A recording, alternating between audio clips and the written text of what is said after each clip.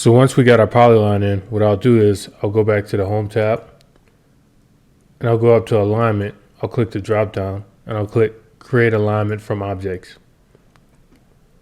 Click on the object. I'll click enter. And then I want to reverse that direction. So I'll come down here and I'll click reverse. Okay, this dialog box will come up. I'll give the alignment a name. I'll give it a construction row 1. It's a center line alignment.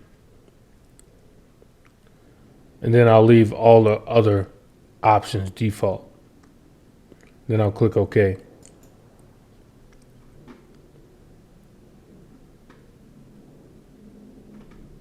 Okay, you can see the alignment starts at 0 here and then goes up in stationing as we look this way, as we head this way.